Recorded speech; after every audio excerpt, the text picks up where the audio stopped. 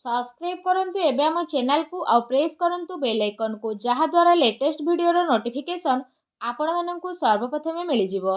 नमस्कार बंधुगण आपण माननकु हम यूट्यूब चैनल को स्वागत। बंधुगण आज आम जानिबा 3-4 तारिखर दिनटी आपणकर किपरि साब्यस्त हेबो, ए 2 दिन को आपण किपरि प्लानिंग करिवे, ता सहित जदि कहिबा केमिति रहिबो आपणक पई ए दिन, केउ सब जिनिस रे आपणको फायदा हेबो, केउ सबु जिनिस रे आपणको सावधान रहिबाकु पड़िबो, आपणकर लव लाइफ किपरि रहिबो, क्यारियर किपरि रहिबो, बिजनेस आउ व्यापार किपरि रहिबो, ता सहित स्वास्थ्यर महत्वपूर्ण इनफॉरमेशन मध्ये आमे आपण माननकु देबु। आउ ए वीडियो शेष रे आमे आपण माननकु किछि उपाय विषय कहबु, जहा द्वारा आपण ए दिन को आहुरी अधिक शुभ और मंगलदायक साब्यस्त करि परिबे। तेणु आगो को वीडियो आरंभ करबा पूर्व आमर आपणको रिक्वेस्ट कि जदि आपण आमर ए चैनल नुआ आछंती तो चैनल को सब्सक्राइब करंतु, सांगरे नोटिफिकेशन बेल को मध्य ऑन करंतु, जहा द्वारा समय समय सो नुआ नुआ वीडियो रो नोटिफिकेशन आपणको मिली जिवो। आसंतु जानिबा किपरि रहबो आपणको पई 3 आउ 4 तारिखर ए 2 दिनर स्थिति। जदि सबुठारु प्रथमे आमे आपण मानकु कहबु कि ए 2 दिन रे कोन आपणको पई विशेष भाबरे पॉजिटिव रहिबा पई जाउछि। जदि आमे आपण मानकु कहबु फ्रेंड्स ए 2 दिन रे आपण कोनोसी काम को नै कि भलो सफलता प्राप्तिर स्थिति बनु अछि। जदि आपण कौनसी भी प्रकारर कार्य योजना को विस्तार करबा पई चेष्टा करूथुले, किंबा कौनसी नुआ कार्यर आरंभ करबा पई चाहुथुले, तो विशेष भाबरे सेथिरे आपणको बहुत ही भलो सफलता प्राप्त हेबार जोग बनुछि। एहा सहित जदि कहिबा भूमि भवन वाहन आदि किणा किणीर मध्य बहुत ही भलो जोग आपणको पई बनुछि। वैज्ञानिक दृष्टिकोण आउ उन्नत भावना आपणको आगको बढ़ेबारे सहायता प्रदान करिवो। बड़ वृद्धंकर फैसला आउ आशीर्वाद आपणको उपरे बनिकी रहिबो।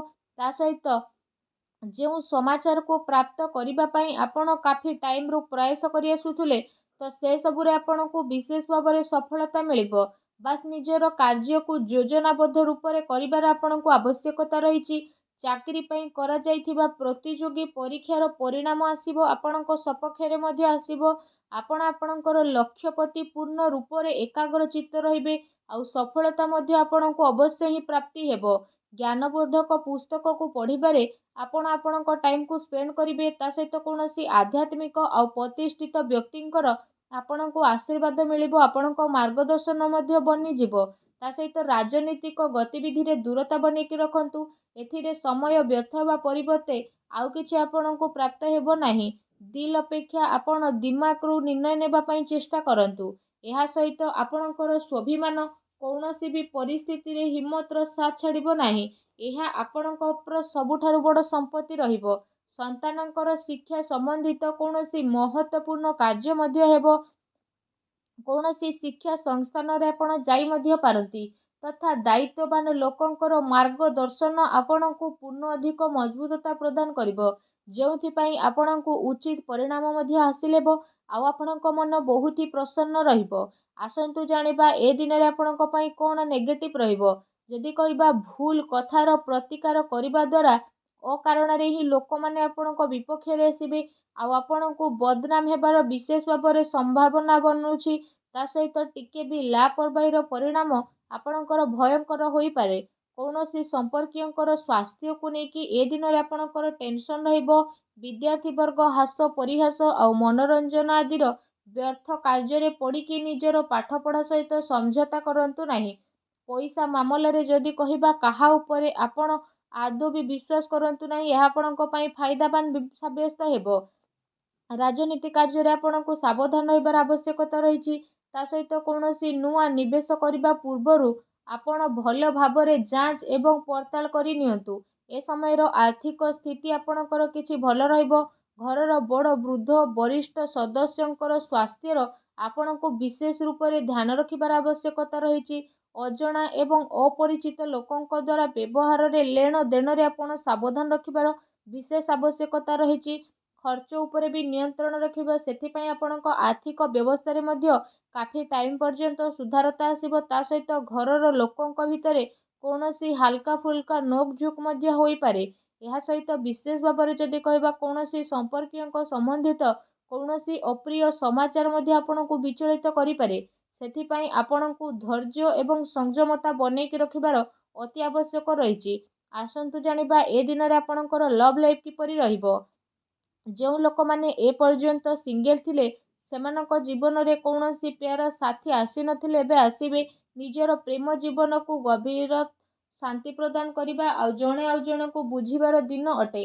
ଜୀବନ ସାଥୀ ଏବଂ ପରିବାରଜନଙ୍କର ସହଯୋଗ ଆପଣଙ୍କର ଆତ୍ମବଳ ଏବଂ ଆତ୍ମବିଶ୍ୱାସକୁ ବଢ଼େଇବ। ତା ସହିତ ଆପଣ ଚିନ୍ତାମୁକ୍ତ ହୋଇକି ନିଜର କାମ ଉପରେ ଧ୍ୟାନ କେନ୍ଦ୍ରିତ କରିବେ।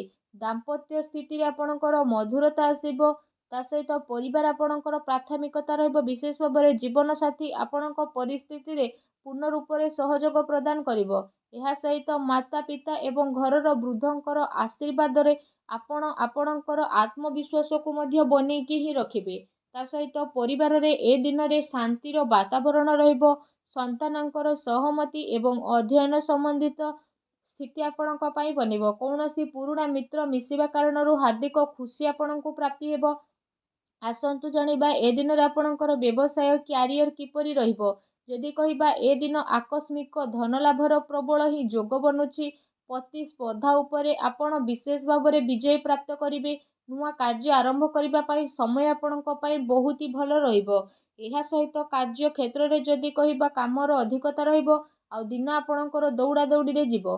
ତା ସହିତ ଆପଣ ପୂର୍ବ କିଛି ଟାଇମରେ ନିଜର ବ୍ୟାପାରରେ ଜି ତୋଡ଼ ଯେଉଁ ପରିଶ୍ରମ କରୁଥିଲେ ସେସବୁ ପରିଶ୍ରମର ଫଳ ଆପଣଙ୍କୁ ମିଳିବ। କାଫି ଟାଇମିଂ ପର୍ଯ୍ୟନ୍ତ ତାର ସକାରାତ୍ମକ ପରିଣାମ ମଧ୍ୟ ଆପଣଙ୍କୁ ମିଳିବ ତଥା କାର୍ଯ୍ୟଭାରର ବିସ୍ତାରତା ସମ୍ବନ୍ଧିତ ନୂଆ ଯୋଜନା ମଧ୍ୟ ଆପଣଙ୍କର ବନିବ। ଏହା ଆପଣଙ୍କ ପାଇଁ ଅବଶ୍ୟ ହିଁ ଲାଭକାରୀ ସିଦ୍ଧ ହେବ। ବ୍ୟବସାୟରେ ନୂଆ ନୂଆ ପ୍ରୟୋଗର ଅମଳ କରିବା ଆପଣଙ୍କ ପାଇଁ ଅତି ଆବଶ୍ୟକତା ରହିଛି। କାରଣ ବର୍ତ୍ତମାନ ସ୍ଥିତି କାରଣରୁ କାର୍ଯ୍ୟରେ ପରିବର୍ତ୍ତନ ଆପଣଙ୍କ ପାଇଁ ଜରୁରୀ ରହିଛି। ଯଦି ଆପଣ ଭୂମି ସେୟାର ଆଦିରେ ନିବେଶ କରିବାର ପ୍ରୋଗ୍ରାମ ବନାଉଛନ୍ତି ତ ସେସବୁରେ ଆପଣ ନିବେଶ ମଧ୍ୟ କରିପାରିବେ। ଏ ସମୟ ଆପଣଙ୍କର କାଫି ଅନୁକୂଳ ଭରା ମଧ୍ୟ ରହିବ ଯାହା ଆଗକୁ ଯାଇକି ଆପଣଙ୍କ ପାଇଁ ବହୁତ ହି ଲାଭକାରୀ ସିଦ୍ଧ ହେବ। ଆସନ୍ତୁ ଜାଣିବା ଏ ଦିନରେ ଆପଣଙ୍କର ସ୍ୱାସ୍ଥ୍ୟ କିପରି ରହିବ। ଯଦି କହିବା ଏ ଦିନ ଆପଣ ଆପଣଙ୍କର ଶରୀରର କ୍ଷମତାକୁ ବନେଇକି ରଖିକି ନିଜର ସବୁ କାର୍ଯ୍ୟକୁ ବିଶେଷ ଭାବରେ ପୁରା ଶାରୀରିକ କ୍ଷମତା ସହ କରିବାରେ ସଫଳ ନଜର ଆସିବେ। ତା ସହିତ ଏ ଦିନରେ ଆପଣଙ୍କ ସ୍ୱାସ୍ଥ୍ୟ ବହୁତ ହି ଭଲ ରହିବ। ଏ ଦିନରେ ଆପଣ ନିଜକୁ ଚିନ୍ତାମୁକ୍ତ ଓ କାଫି ଊର୍ଜାବାନ ମଧ୍ୟ ଅନୁଭବ କରିବେ। ତା ସହିତ ନିଜ ସ୍ୱାସ୍ଥ୍ୟକୁ ଆହୁରି ଅଧିକ ଭଲ ରଖିବା ପାଇଁ ଆପଣ ପ୍ରତ୍ୟେକ ଦିନ ଯୋଗ କରନ୍ତୁ, ବ୍ୟାୟାମ କରନ୍ତୁ ଏବଂ ସୁସ୍ଥ ରୁହନ୍ତୁ। ଆସନ୍ତୁ ଜାଣିବା ଏ ଦିନରେ ଆପଣଙ୍କ ପାଇଁ କ'ଣ ବିଶେଷ ଉପାୟ ରହିଛି। ଏ ଦିନରେ ଆପଣ ସ୍ନାନ ଆଦି ବିଶେଷ ଭାବରେ କରିସାରିବା ପରେ ଲାଲି ରଙ୍ଗର ଚନ୍ଦନ, ଲାଲ ଗୋଲାପର ଫୁଲ ତଥା ଏସବୁକୁ ଆପଣ ଲାଲ କପଡ଼ାରେ ବାନ୍ଧିକି ଭଗବାନ ବଜରଙ୍ଗବାଲୀଙ୍କ ମନ୍ଦିରକୁ ଯାଇକି ଭଗବାନ ବଜରଙ୍ଗବାଲୀଙ୍କ ଚରଣରେ ରଖିକି ଆସନ୍ତୁ ଓ ନିଜର ମନୋକାମନା ମାଗନ୍ତୁ। ଏପରି କରିବା ମାତ୍ରେ ହିଁ ଭଗବାନ ବଜରଙ୍ଗବାଲୀ ବହୁତ ଜଲ୍ଦି ପ୍ରସନ୍ନ ହେବେ ଏବଂ ଆପଣଙ୍କର ସମସ୍ତ କଷ୍ଟକୁ ଦୂର କରିବେ। ଯାହା ବି ଆପଣଙ୍କ ଜୀବନରେ ପ୍ରୋବ୍ଲେମ ଚାଲୁଥିଲା ସବୁ ପ୍ରୋବ୍ଲେମର ଅନ୍ତ ହେବ ଏବଂ ଆପଣଙ୍କ ଜୀବନରେ ଖୁସିର ଆଗମନ ହେବ। ଆଶା କରୁଛି ଆଜିର ଭିଡ଼ିଓଟି ଆପଣଙ୍କୁ ଭଲ ଲାଗିଥିବ। ଭିଡ଼ିଓଟି ଭଲ ଲାଗିଥିଲେ ଭିଡ଼ିଓଟିକୁ ଲାଇକ୍ କରନ୍ତୁ। ଚ୍ୟାନେଲରେ ନୂଆ ଆସିଥିଲେ ଚ୍ୟାନେଲକୁ ସବସ୍କ୍ରାଇବ୍ କରନ୍ତୁ। ଧନ୍ୟବାଦ।